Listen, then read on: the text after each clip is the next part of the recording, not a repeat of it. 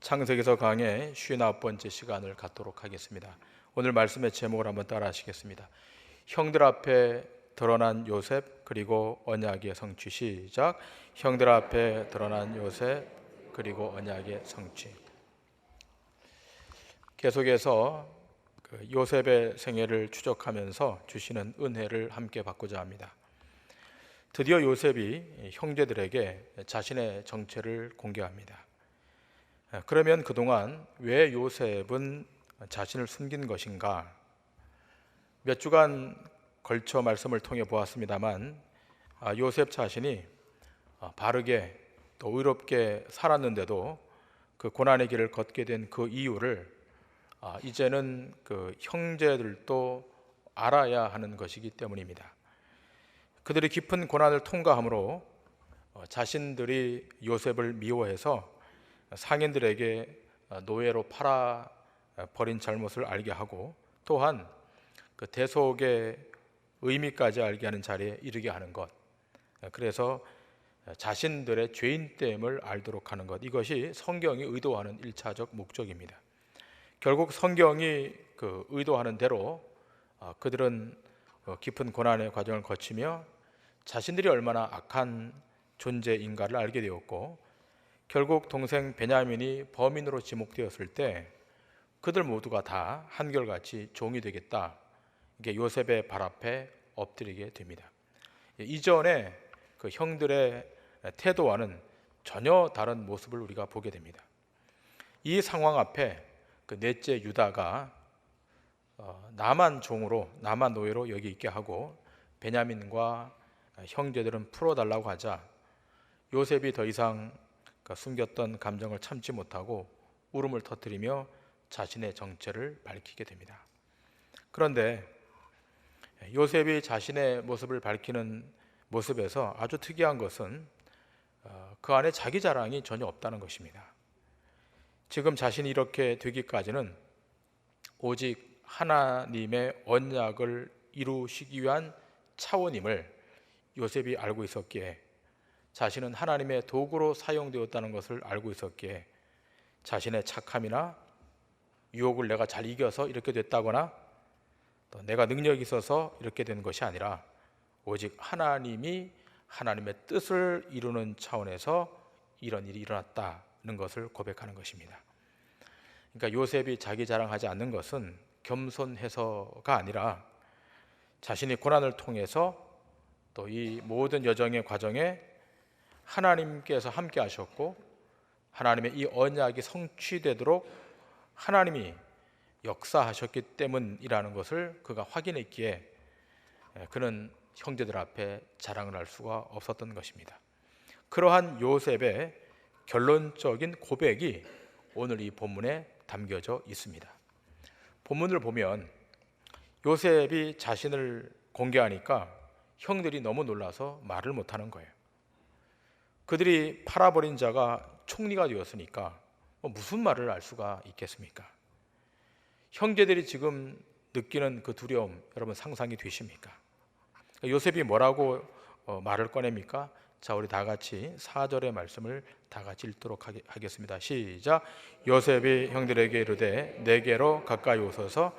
그들이 가까이 가니 이르되 나는 당신들의 아우 요셉이니 당신들이 애굽의 판자라. 아멘. 요셉이 형들하고 이렇게 대면을 하고 난 다음 가장 먼저 꺼낸 말은 당신들의 아우 요셉이니 당신들이 애굽의 판자다. 이 말에 아마 이 형들의 얼굴은 아마도 백지장처럼 굳어졌을 것입니다. 이제 형들은 요셉의 처분만을 기다리는 처지입니다.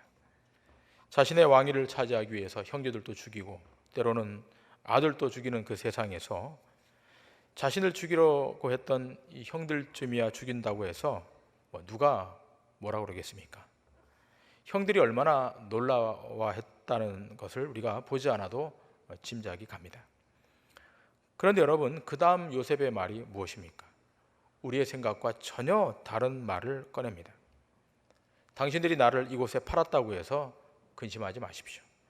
하나님이 생명을 구원하시려고 나를 당신들 앞서서 보낸 것입니다. 하나님이 큰 구원으로 당신들의 생명을 보존하고 당신의 후손을 이 세상 가운데 두시려고 나를 당신들 앞서 보냈습니다 라는 말을 합니다. 전혀 뜻밖의 말을 합니다. 그 말의 고백이 8절에 기록되어 있는데 우리 8절의 말씀 다 같이 읽습니다. 시작. 그런즉 나를 이리로 보낸 자는 당신들이 아니요 하나님이시라.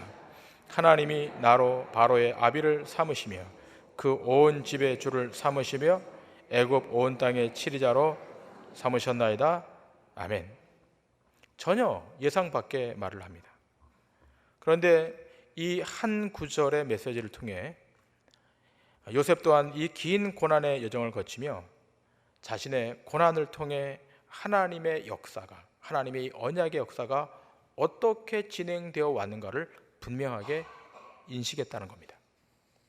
그러니까 내게 주어진 내 시간, 인생의 시간, 내게 주어진 이 삶이 한 개인의 삶의 여정으로 끝나는 것이 아니라 여기에는 하나님의 섭리, 하나님의 예정, 하나님의 구속의 역사의 진행, 그리고 하나님의 구속의 완성이 실행되어 가고 있음을 요셉이 알게 되었다는 겁니다. 그러니까 형들 앞에 원망하지 않는 거예요.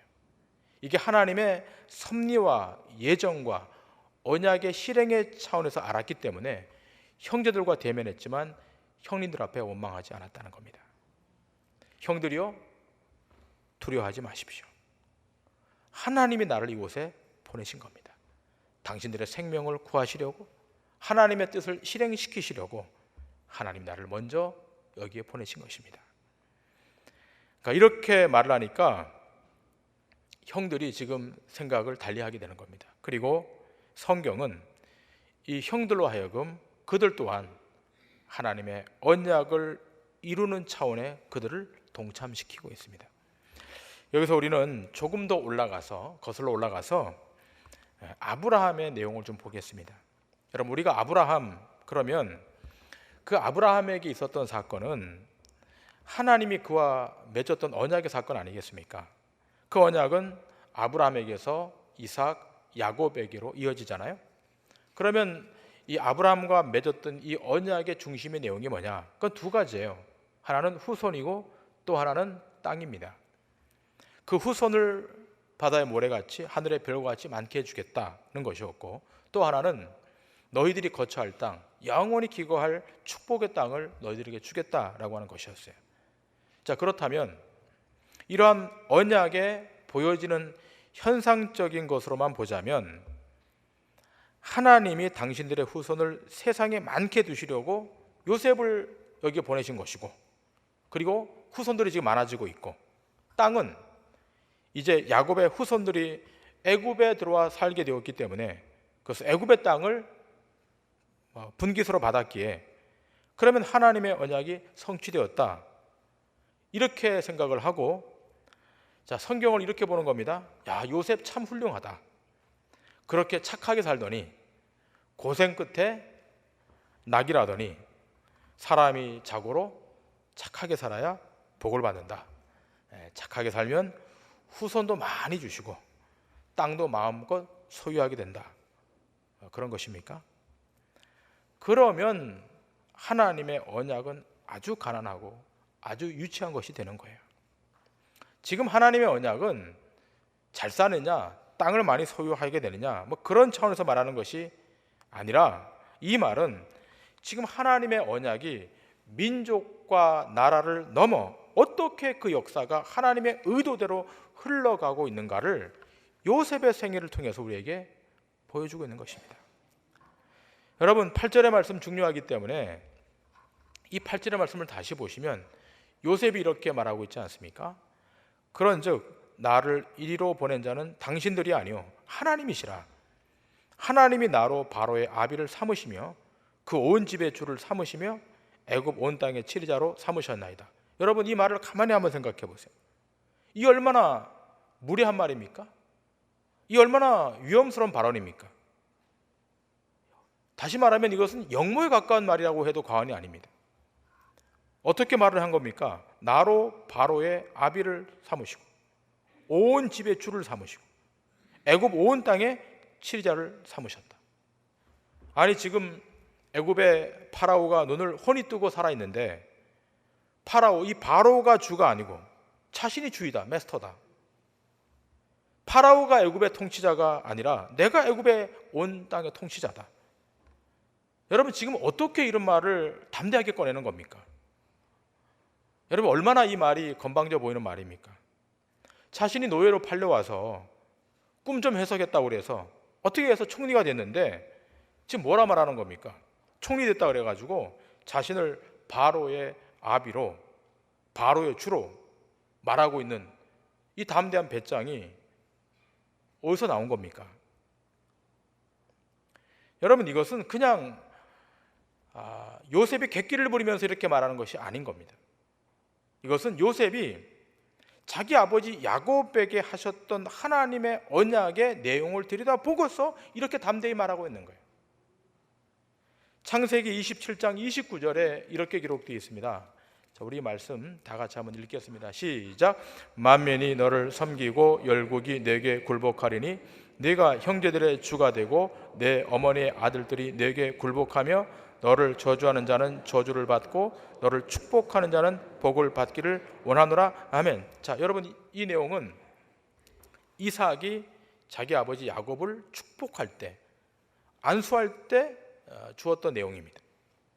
여러분 이 축복은 육신의 아버지가 아들에게 자기 마음대로 축복하는 것이 아니라 이 아버지 이삭은 육신의 아버지를 넘어서서 영적 메시지를 전달하는 자로, 지금 하나님의 언약을 대신 전달하는 자로 이 메시지를 주는 거예요.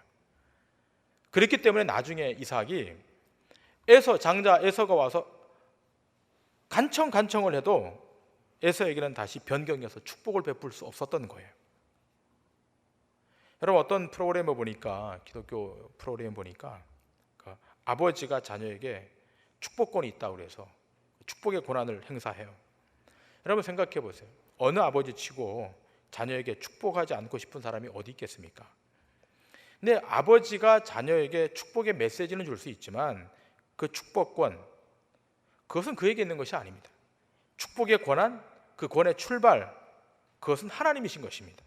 그래서 이 언약의 차원에서 장자 에서가 그렇게 매달려도 이삭이 축복을 안 하는 거예요. 여러분 육신의 아비의 마음으로는 지금 장자가 축복을 못 받고 차남이 축복을 받았는데, 여러분 육신의 아버지의 마음으로는 장자가 지금 제외됐으니까 그냥 빌어주면 얼마나 좋겠습니까마는 냉정하게 잘라요 이삭이. 왜 그렇죠? 이게 인지상정의 근거에서 할 내용이 아니라, 사사로운 일이 아니라 이것은 절대자 하나님의 언약이 진행되어가는 중차대한 문제이기 때문에 아무리 장자가 매달려서 축복을 빌어달라고 해도 이삭이 안 빌어주는 거예요.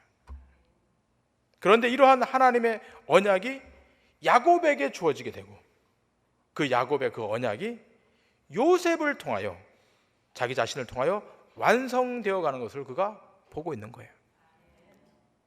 그러므로 요셉이란 개인적인 요셉이 아니라 야곱에게 말씀하신 하나님의 언약을 이루는 차원에서의 요셉, 하나님의 계시를 드러내는 도구로서의 요셉임을 기억하셔야 돼요.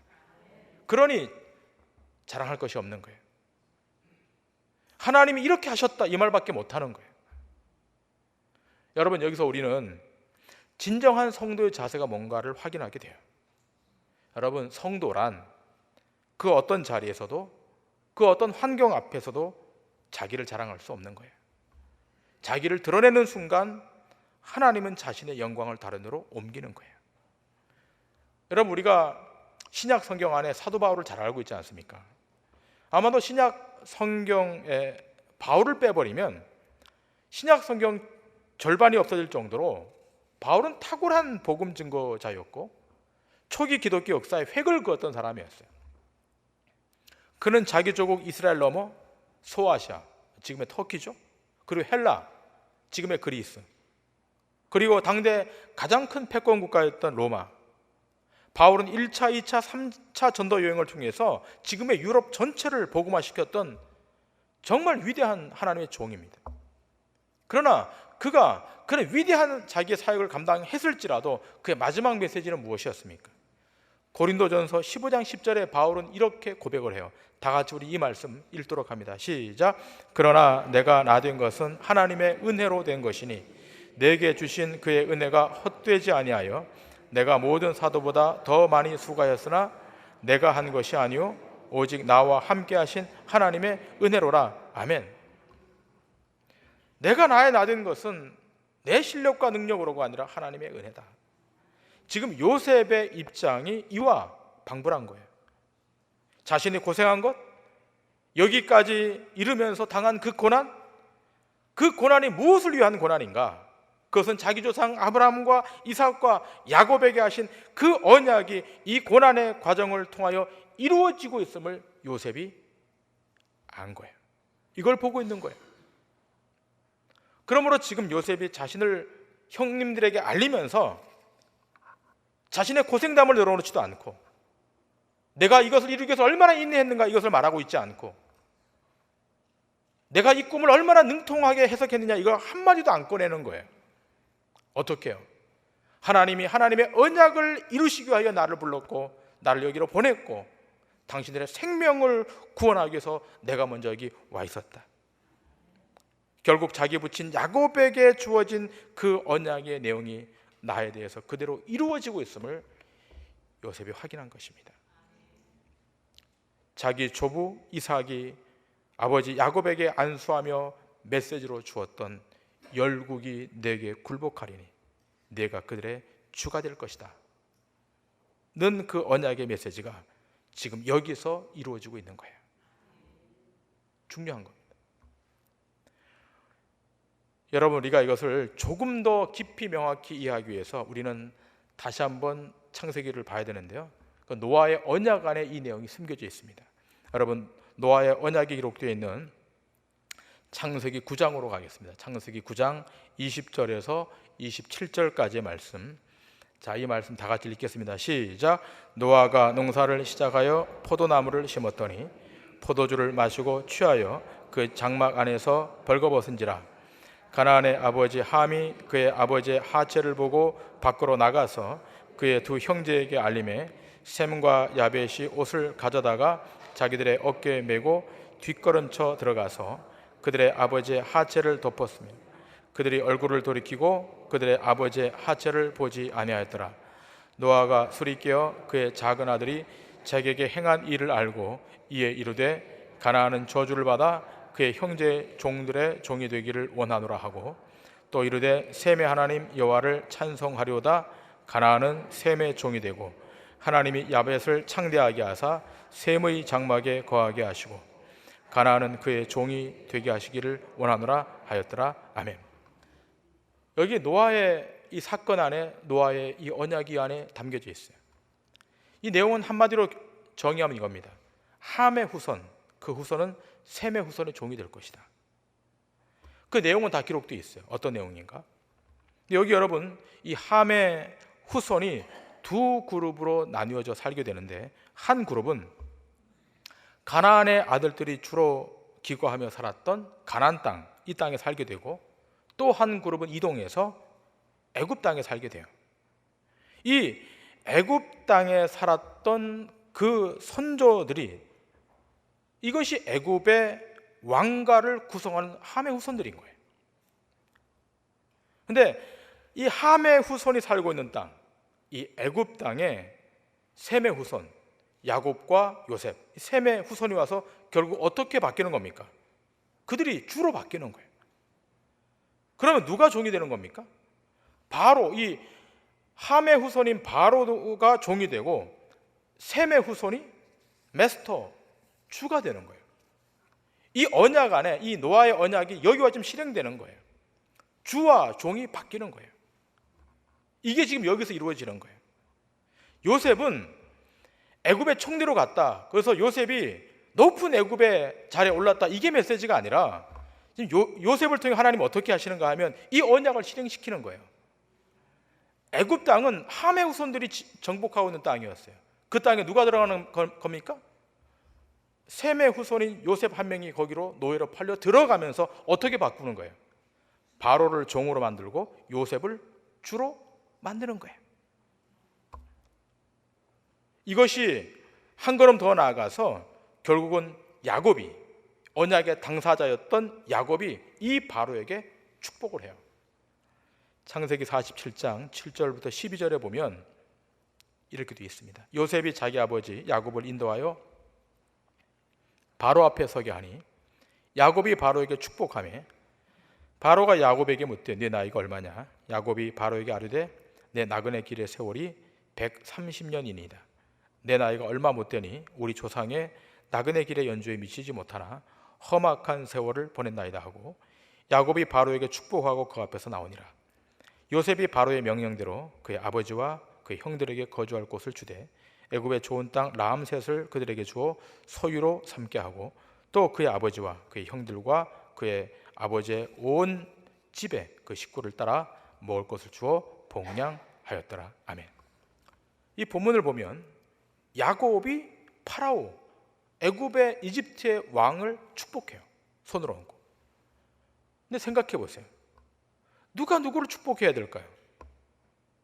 바로가 야곱을 보고서 해야 되는 것이 마땅하지 않겠습니까? 지금 야곱의 신분이라고 하는 것은 애굽 땅에 밥 얻어 먹으러 온 사람이에요. 너무너무 기근이 들어서 갈 데가 없으니까 애굽에 와서 지금 쌀 구하러 온 사람이에요. 그런데 지금 어떻게 하는 겁니까? 야곱이 바로를 축복하는 거예요.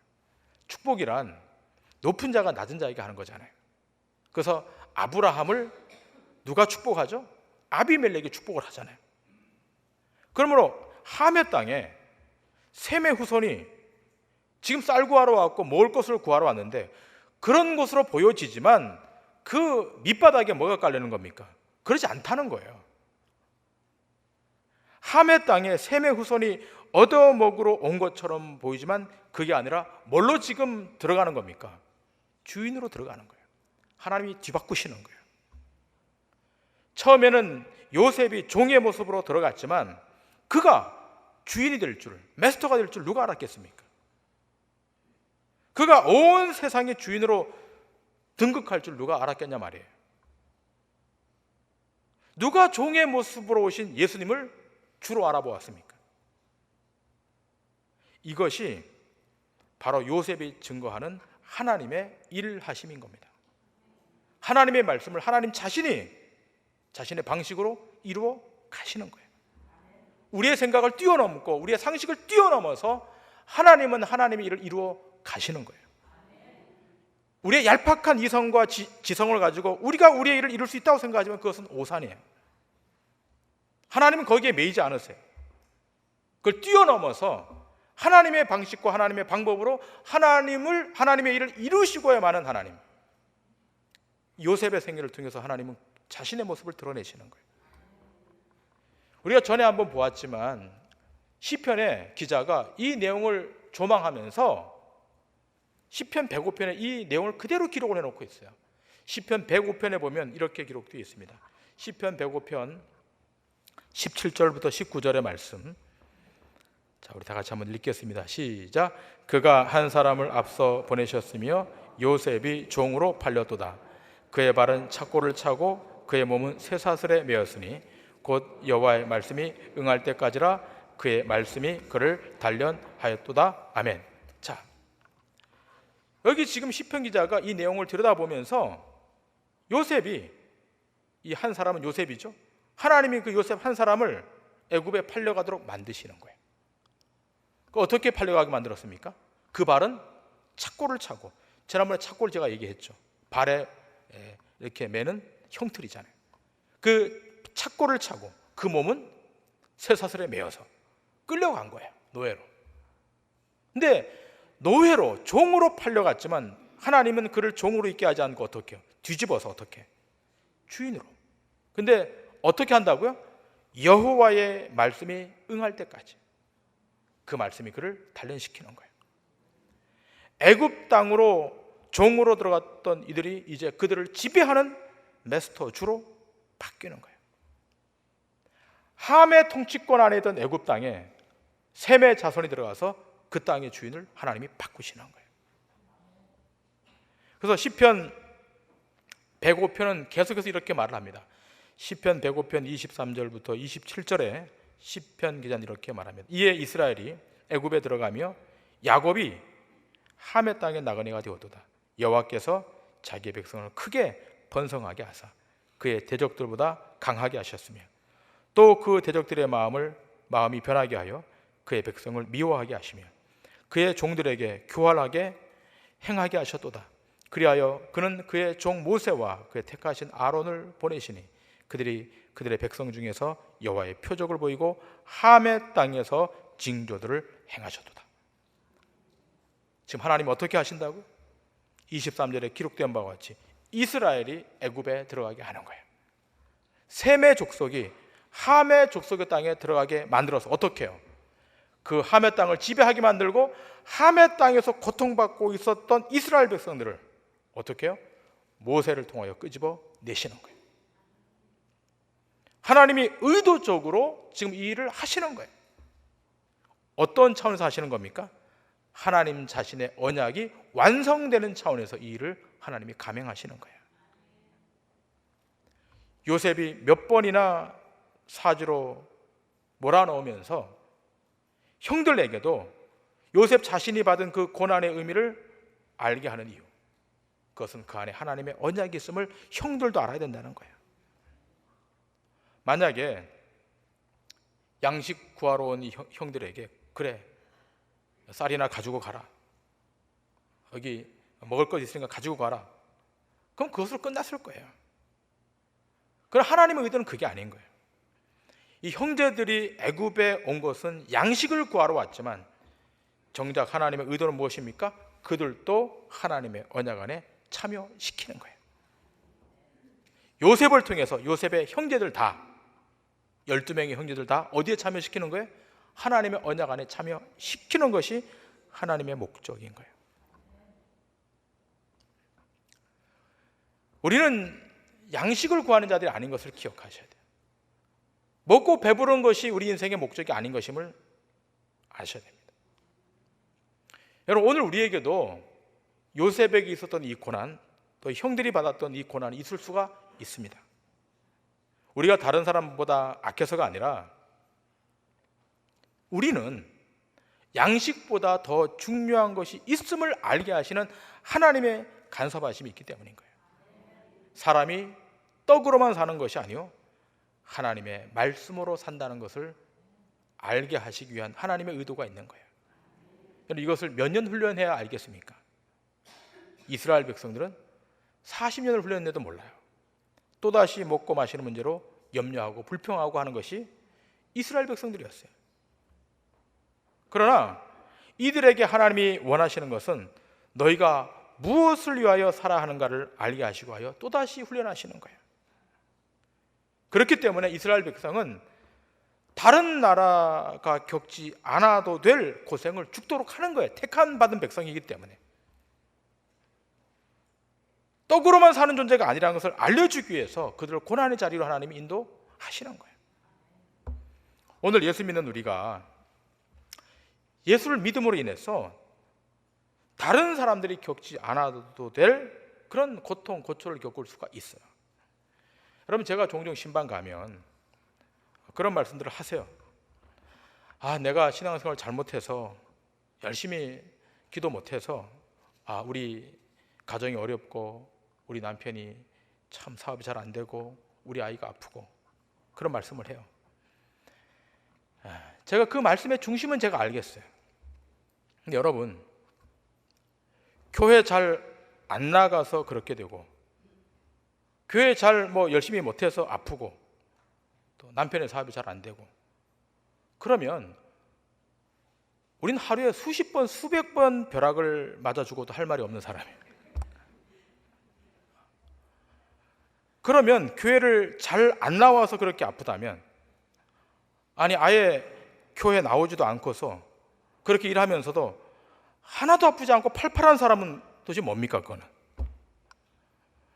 여러분, 우리가 그런 식으로 하나님과의 관계를 이해할 것이 아니라 하나님이 우리에게 고난을 주시고 고통을 주시는 것은 야곱의 형들처럼 먹을 양식, 목마름을 해결할 물을 얻는 곳으로 끝나는 것이 아니라 우리가 어디에요?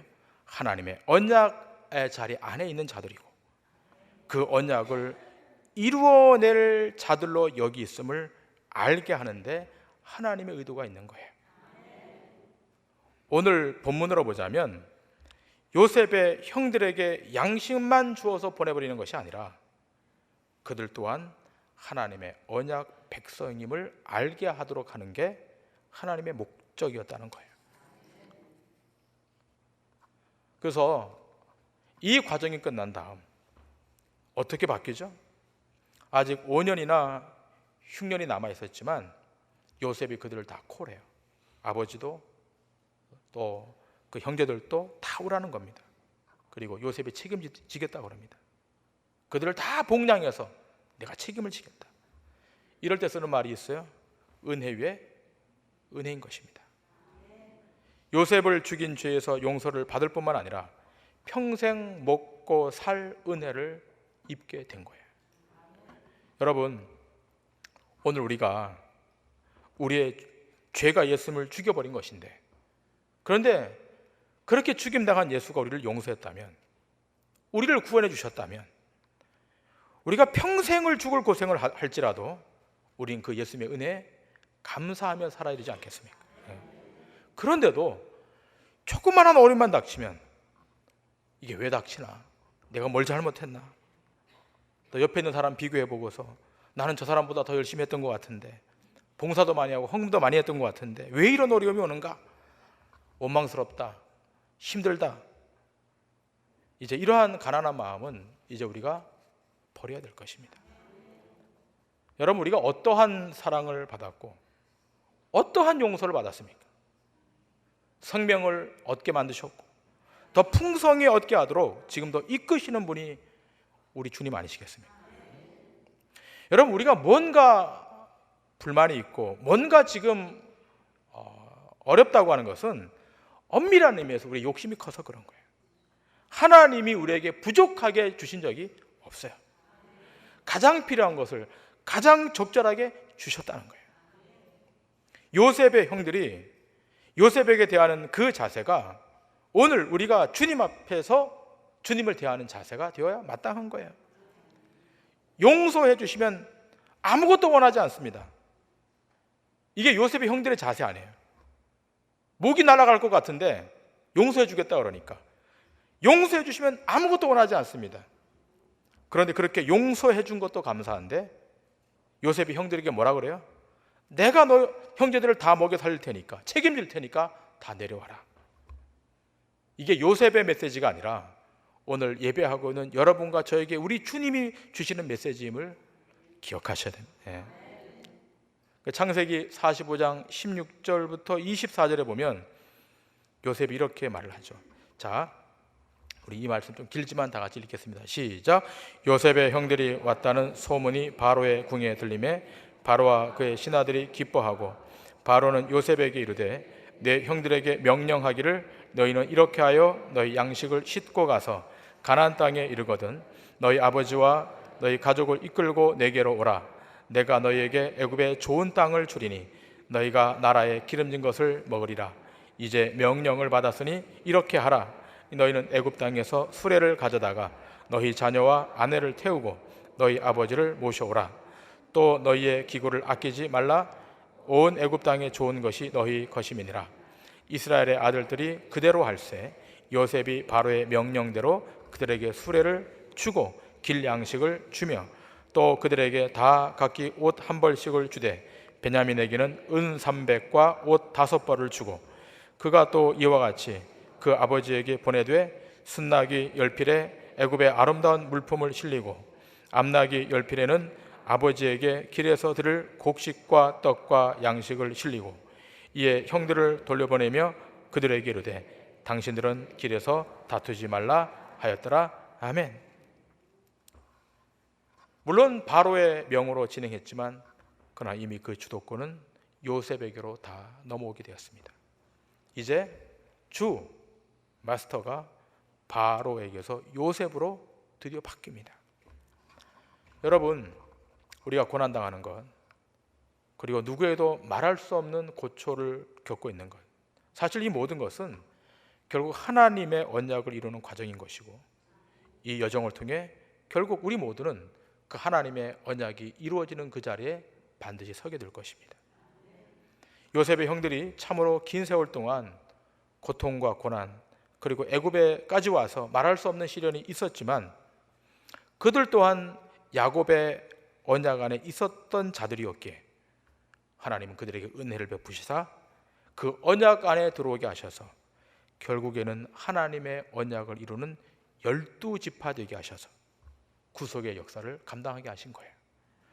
오늘 여러분이 또 제가 이 하나님의 거룩한 부름 앞에 있음을 기억하고 하나님의 언약이 완성되는 그 일에 여러분의 시간, 여러분의 재능, 여러분의 물질을 들이심으로 하나님의 언약의 뜻이 여러분 생애 가운데 이루어지는 축복이 있기를 주님의 이름으로 간절히 축원합니다. 기도하시겠습니다.